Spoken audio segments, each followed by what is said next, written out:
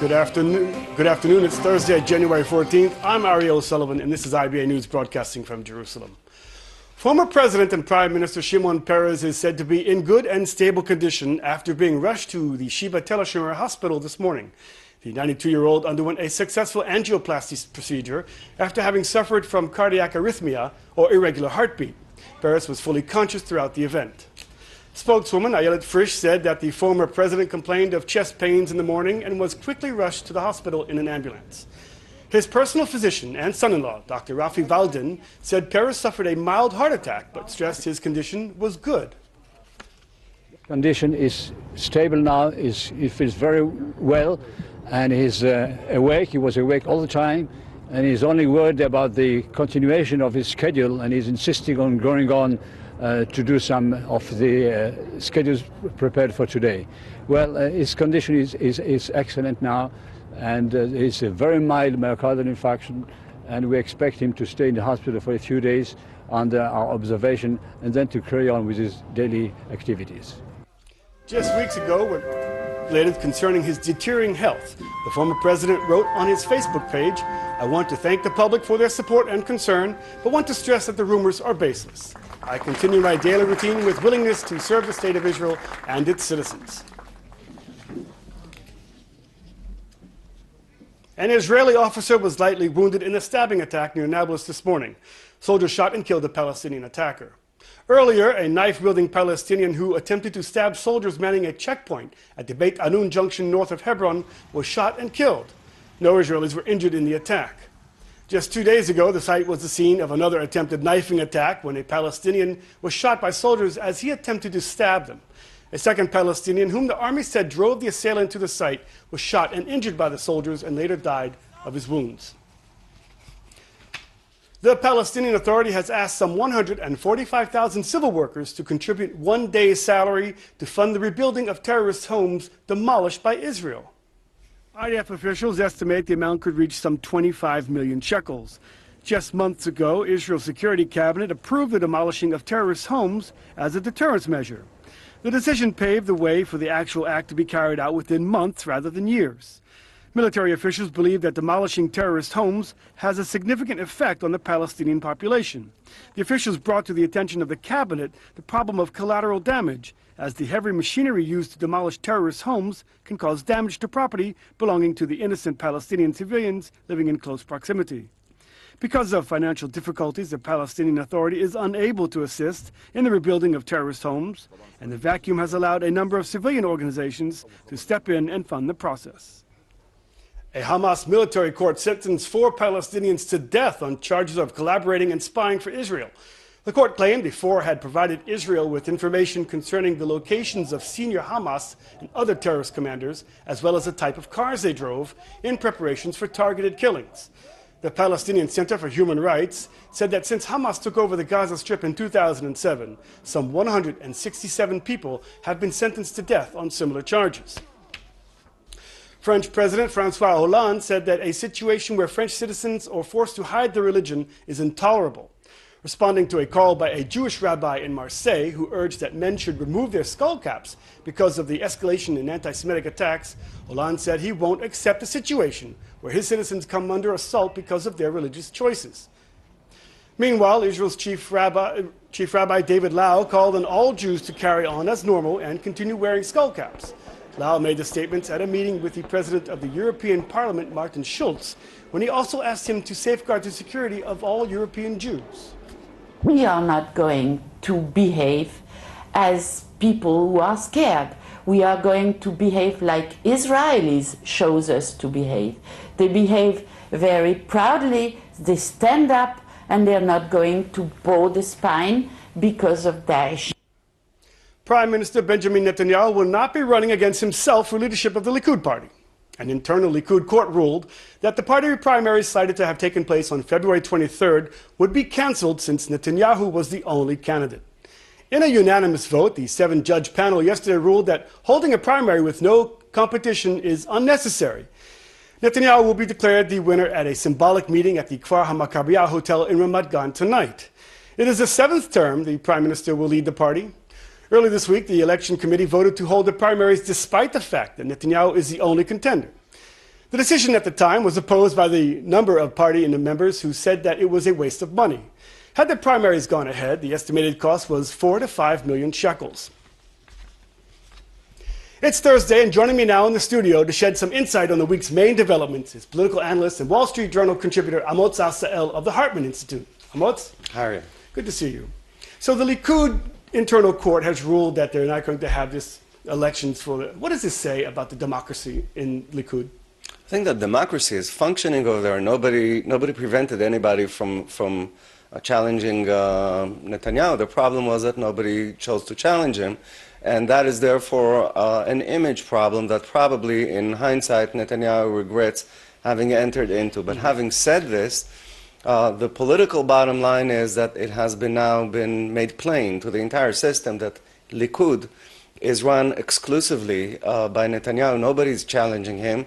And this is in stark contrast to the main opposition party, Labor, where the scramble is as always afoot and competition is fierce. And in this respect, as in others, Netanyahu's advantage is clear. But Netanyahu, he wanted to go ahead with these elections, even though he had no one standing against him. What does it say about Netanyahu himself? It says that he feels very, very confident about the present, and possibly less confident about the future, not because he detects out there somebody who, as an individual, poses to him some kind of competition, but because he cannot predict events. And maybe something can happen and weaken his grip, the grip that he currently has on Likud. I don't think there is any more than this to what we've just seen, and I think it's going to be forgotten in several days. So this week the cabinet approved the return of Aryeh Deri to the Interior Ministry. Is this sort of inherent of the corruption in the system?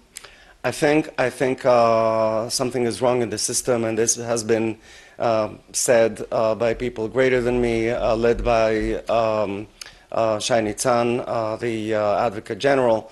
And the problem is probably one of, first of all, of legislation.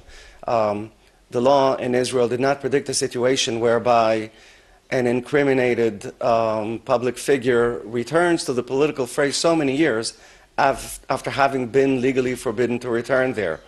The law needs to be amended. At the same time, the ones who need to amend the law are reluctant to do that at the expense of either practicing or potential coalition partners. That is why we face a situation that, hygienically speaking, is very bad.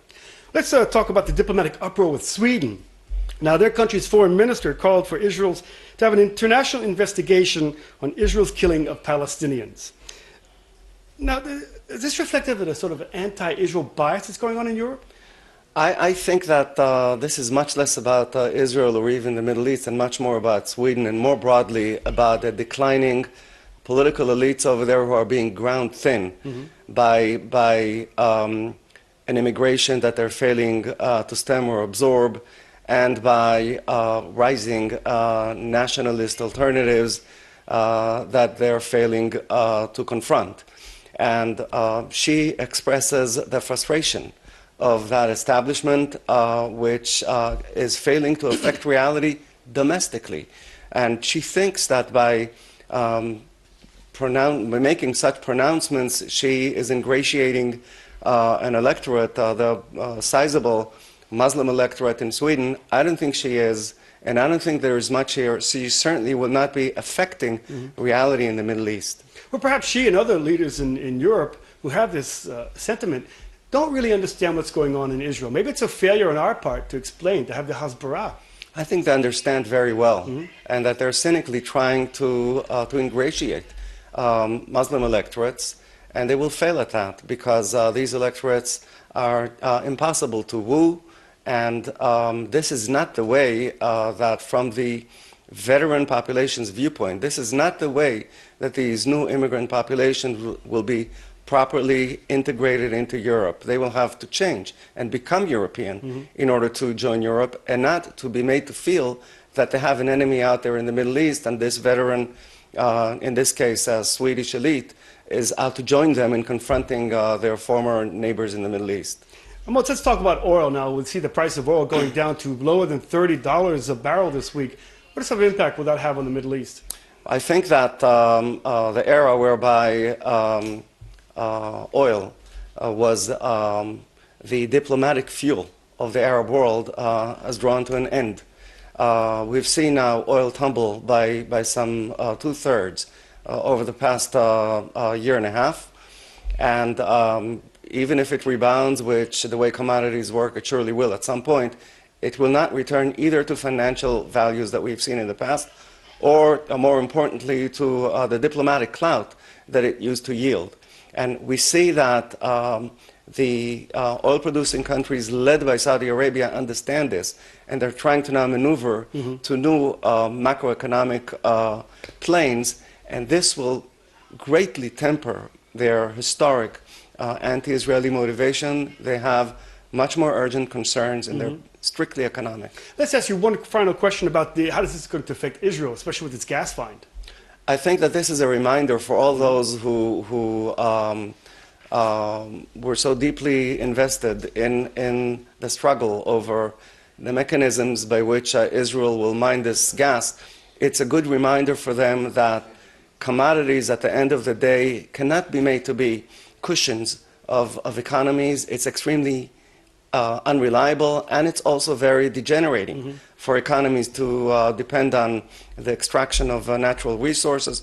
Their value is lower than people think right now, even financially, and even before that, also economically. Amot Sa'el of the Hartman Institute, always a pleasure to have your insight. Thank you, Thanks a Ari. lot. Israel will not appoint another ambassador to Brazil if Brasilia refuses to approve former settler leader Danny Dayan as the next ambassador. Prime Minister Netanyahu made the decision following months of disagreement between the two countries over the appointment, which Brazil claims is a controversial due to Dayan's past as the head of the Yesha Council. Dayan, a native of Argentina who currently lives in the West Bank settlement of Malay Shomron, was appointed by the cabinet over 4 months ago to serve in the top diplomatic position. Brazil, however, has repeatedly delayed the approval. Earlier this week, some 40 retired diplomats in Brazil published a letter to the public calling on their government to oppose Dayan's appointment, citing the undiplomatic way in which the Israeli government acted and bypassed protocol. Israel is accusing the Latin American country of intervening in domestic affairs. Some 3,000 employees of the local mega supermarket chain, whose jobs may be on the line, remain in the dark regarding their fate, as the scheduled meeting between the chain's CEO and major distributors did not go ahead as planned.